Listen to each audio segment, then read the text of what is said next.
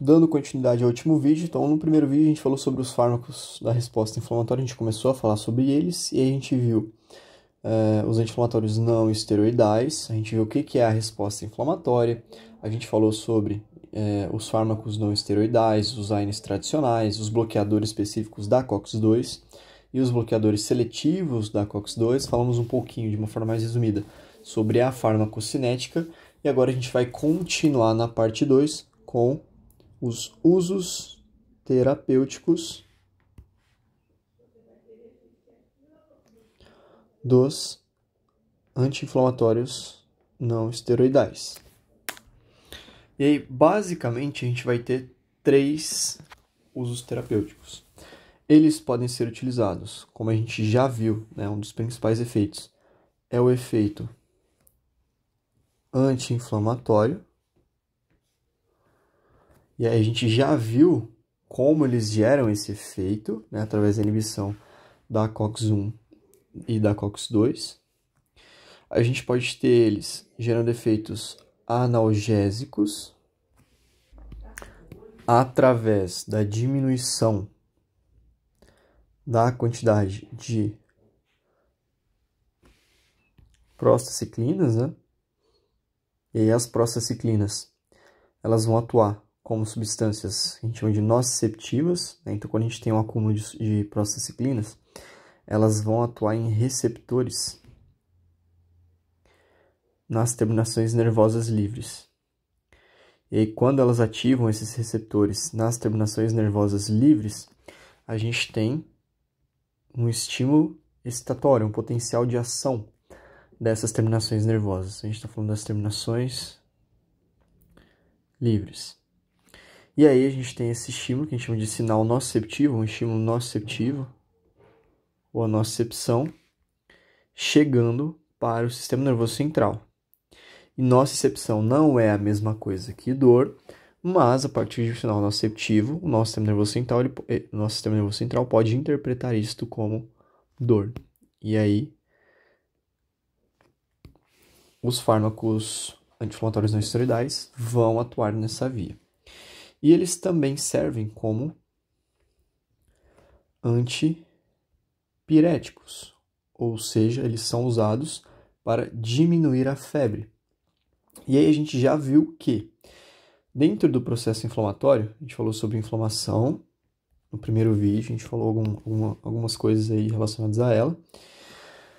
Mas além daqueles processos que a gente viu da cascata inflamatória, né, então a gente tem vários processos que vão acontecer, que são aquelas cascatas que a gente já falou, mas esses processos eles também vão levar ao aumento do número de macrófagos e interleucinas, principalmente a interleucina do tipo 1. Essa interleucina do tipo 1, ela vai até os vasos sanguíneos e dos vasos ela vai ser transportada para várias regiões, inclusive uma região bem no centro do nosso sistema nervoso central, do centro do nosso encéfalo, que é o hipotálamo. Lá no hipotálamo, o IL-1 ele vai estimular a COX-2 e a COX-3 a produzirem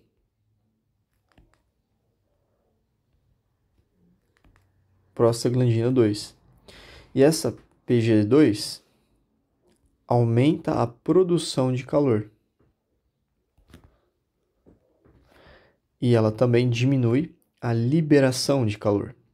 Quando eu aumento a produção de calor e diminuo a liberação, automaticamente eu tenho um aumento da temperatura, que seria a febre. Beleza? E aí, de novo, quando a gente usa um anti-inflamatório não esteroidal, ele vai diminuir esses processos, diminuir essa quantidade de interleucina do tipo 1, consequentemente vai reduzir toda essa cascata, diminuindo a nossa temperatura, ou seja, atuando de forma antipirética, beleza? Então os AINES, basicamente, eles vão atuar inibindo a COX. quando eu tenho um anti-inflamatório não esteroidal, ele vai inibir essa COX-2 e a COX-3, e aí a gente tem menor produção de calor, maior liberação de calor, consequentemente redução da temperatura. Beleza? Esse é o mecanismo explicado.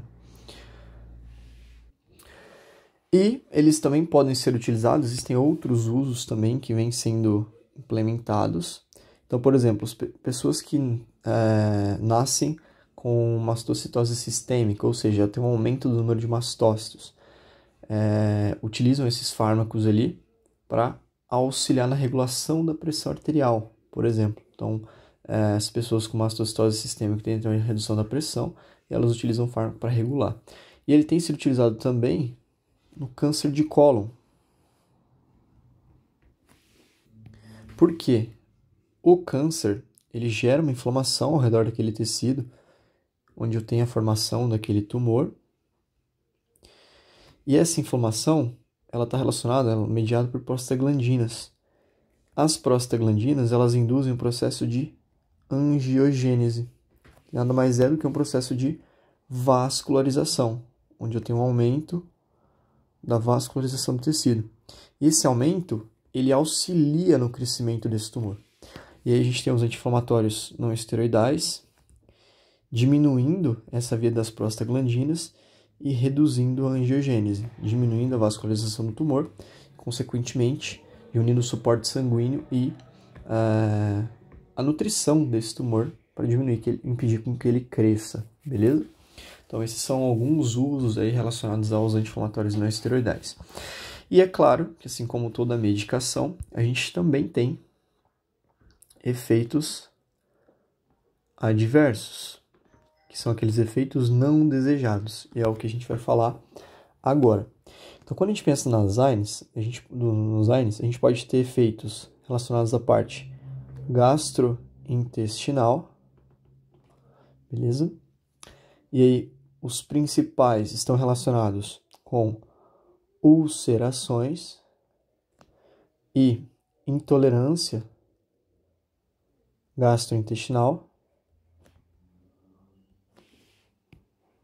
Então, aqui eu fiz um esqueminha, a gente está vendo aqui o estômago.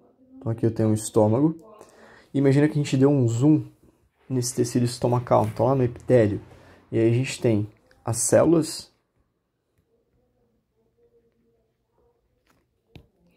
uma camada de mucosa e o suco gástrico, certo? Que é extremamente ácido, para justamente corroer os alimentos e ajudar na digestão. Aqui nessas células estomacais, a gente tem receptores para COX-1. E lembra que a gente estudou a COX-1, a gente viu a diferença? Ela é constitutiva, ou seja, ela auxilia em processos fisiológicos. A COX-1, ela estimula a produção do ácido do muco, produção de muco, certo? Então, ela estimula a produção de muco. Então, ela vai ajudar na formação dessa camada mucosa. A camada mucosa, ela tem um papel importante para evitar que o ácido entre em contato com as células ali, com a própria região tecidual e gere lesões no estômago. Então, quando a gente usa o anti-inflamatório não esteroidal, ele vai inibir a ação dessa COX-1 e diminuir essa camada mucosa. Diminuindo a camada mucosa, a gente pode ter contato do suco gástrico, que é extremamente ácido, com a mucosa e as células, e isso faz com que a gente tenha danos à mucosa estomacal. Beleza? Então, isso seria um efeito adverso. A gente pode gerar essas ulcerações ou até mesmo intolerâncias gastrointestinais. E aí isso pode acontecer independente da via de administração, né? A gente pode ter esses efeitos gastrointestinais. Então, cerca de 30 a 40% das pessoas que utilizam o anti-inflamatório esteroidal podem desenvolver uma dessas alterações, e o uso prolongado é um fator de risco. Então, acima de 5 dias, já não tem mais COX-2 para ser inibido, só tem COX-1. Então a gente vai ter o bloqueio só do COX-1. E isso pode acarretar esse efeito, assim como dose excessiva, associação de AINES, então mais de um anti-inflamatório não esteroidal, o que acontece muitas vezes, beleza? Outro efeito adverso que também pode estar presente são alterações na função renal e na PA. Então, fiz um esquema aqui. Quando a gente pensa nos rins, a gente sabe que os rins são extremamente importantes para a regulação na nossa pressão arterial e para a regulação de eletrólitos e tudo mais. Aqui eu tenho um rim e a gente deu um zoom na menor unidade funcional do rim, que é o néfron. Então, aqui a gente tem um esquema de um néfron, beleza? As prostaglandinas, lá nos rins, elas vão atuar aumentando a excreção de sódio, certo? E junto com a eliminação do sódio, a gente tem também a eliminação de água. Quando eu utilizo o anti-inflamatório não esteroidal, o AINES, vou colocar ele de vermelhinho, ele vai inibir a produção de prostaglandinas. Isso faz com que a gente tenha um aumento na retenção de sódio. Se eu retenho mais sódio, junto com sódio a gente sempre vai ter água, então isso também aumenta a reabsorção de água. Se eu tenho mais água e mais sódio, eu tenho um aumento da volemia, um aumento da quantidade de líquido no meu sangue. Isso faz com que eu tenha um aumento da pressão arterial. Então a gente tem um aumento da pressão arterial causado ali pelo uso dos AINES. Além disso, a gente pode ter no néfron um efeito de nefrotoxicidade. O que seria essa nefrotoxicidade? A gente já falou várias vezes que os AINES eles vão inibir a COX-1 e a COX-2, certo? Assim, a gente tem uma diminuição das prostaglandinas. E as prostaglandinas, elas têm um efeito de vasodilatação nos rins. A gente já falou sobre isso no vídeo anterior. Isso faz com que eu tenha uma vasoconstrição quando diminui a prostaglandina. E essa vasoconstrição diminui o fluxo sanguíneo que chega para as células renais. Diminuindo o fluxo sanguíneo, eu tenho redução do suprimento de oxigênio e, consequentemente, se falta oxigênio para essas células, a gente pode ter um processo de morte celular. E a gente tem essa nefrotoxicidade. No longo prazo, pode gerar até uma insuficiência renal. Beleza? Então, outra alteração. A gente tem alterações relacionadas ao sistema respiratório.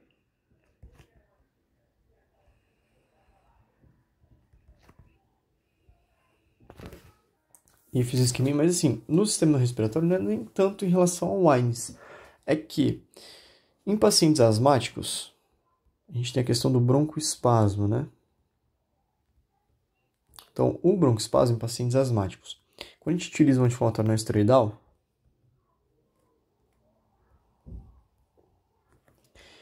ele vai inibir a COX, e aí a gente tem redução de prostaglandina. Ótimo. Porém, ele não vai atuar sobre a lipox, que é a lipoxigenase, que também metaboliza o ácido araquidônico.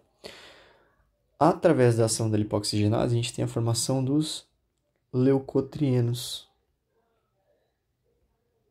E os leucotrienos, eles causam broncoespasmo. Então, no paciente asmático, o anti-inflamatório ele não vai auxiliar tanto nesse processo de redução do broncoespasmo, porque ele não vai atuar sobre a lipoxigenase, beleza? A gente tem outros efeitos, como, por exemplo, inibição na motilidade uterina. Esse eu não vou desenhar, mas basicamente, quando a gente pensa nessa diminuição, vai diminuir a contratilidade do útero, a mobilidade desse útero ali. Então, gestantes a partir do terceiro trimestre é contraindicado, beleza? Então, basicamente, diminuiu lá a prostaglandina, diminui a contração uterina, e isso pode diminuir o trabalho de parto. Se não tem trabalho de parto, não tem contração, a criança não nasce, beleza? Então é proibido a utilização de anti-inflamatório não esteroidal no final da gestação. Por isso, sempre que a gente está falando de medicação para gestantes, é necessário passar por um médico. Não pode sair tomando qualquer coisa porque está com dor, precisa de indicação médica, beleza? A gente pode ter reações cutâneas em decorrência do uso desses anti-inflamatórios não esteroidais. Então existe uma síndrome, que se eu não me engano é síndrome de Stevens ou Steven Johnson. Daí tem a formação de algumas placas que vão virar bolhas, feridas, e gera muita coceira. Então essas bolhas elas rompem, geram feridas e tal, e inclusive o indivíduo pode até ir a óbito, quando existe realmente essa síndrome de Steven Johnson. E por fim a gente tem o efeito de hepatotoxicidade.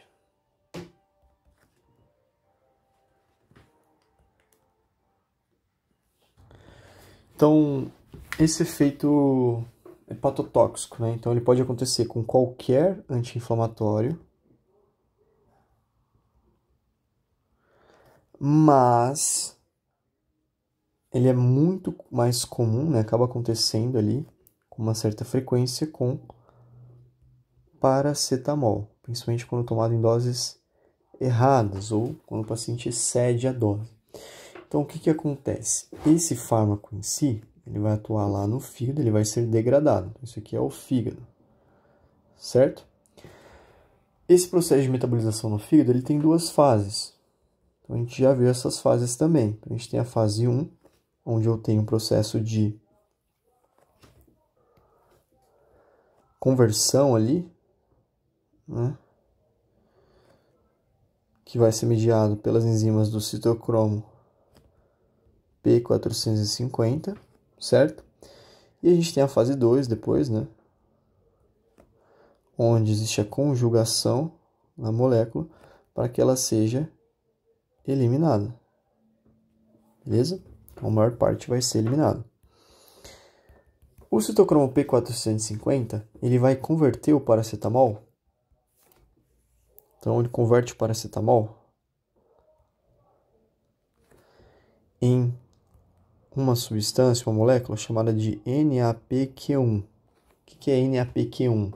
É o N-acetil-P-benzoquinona imina, tá? Então, essa é a sigla para essa palavra gigante que eu acabei de falar. E esse N-acetil-P-benzoquinona imina, né, o NAPQ1, ele é um metabólito extremamente tóxico. A gente está falando de um metabólito tóxico. Se ele é um metabólito tóxico, ele gera um efeito oxidante. Então, ele tem um efeito oxidante, beleza? Ou seja, ele vai fazer um processo de oxidação. Existem mecanismos no nosso corpo para diminuir esse efeito de oxidação. Então, a oxidação é um processo onde essas moléculas elas vão retirar elétrons de outras moléculas. E esses processos eles geram danos celulares, beleza? Então, nosso corpo ele tem mecanismos de controle. Um deles é a GLUP, a glutationa peroxidase, que é uma enzima responsável por inativar esses metabólitos. Então, ela inativa os metabólitos. Isso em doses normais. Só que quando a gente pensa no paciente que utiliza de forma excessiva, qual que é o problema do paracetamol? Não é que o paracetamol em si faz mal, mas em doses excessivas, que é muito comum, a gente vê muitas pessoas utilizando, a gente tem que o fármaco ele passa pela fase 1, a gente tem a produção, né, aumentada ali do NAPQ1, que tem efeito tóxico para os hepatócitos. São as células do fígado. Certo? E a glutationa, ela não dá conta de eliminar todo o NAPQ1. E aí a gente tem esse efeito. E aí, quando você mistura paracetamol mais álcool, aí você potencializa ainda mais esse efeito tóxico. Por quê? O álcool, ele é um indutor enzimático. Ele aumenta as enzimas do receptor como o P450. Então a gente aumenta ainda mais a metabolização em NAPQ1, aumenta ainda mais o efeito tóxico, e aí a gente tem esse efeito de toxicidade aumentada, potencializado. E isso no longo prazo pode gerar ali alterações importantes no fígado, beleza? E por fim a gente tem os efeitos cardiovasculares. Não vou desenhar o coração aqui, mas basicamente a gente pode ter vasoconstrição ou dilatação, que vão interferir na pressão arterial ali, e a gente pode ter eventos trombólicos. Então a gente viu que algumas classes específicas de fármacos anti-inflamatórios não esteroidais, como por exemplo os bloqueadores específicos da COX-2, não podem ser utilizados em pacientes cardíacos, porque eles vão aumentar o tromboxano, diminuir as prostaciclinas e podem aumentar o risco de um evento tromboembólico ali, beleza?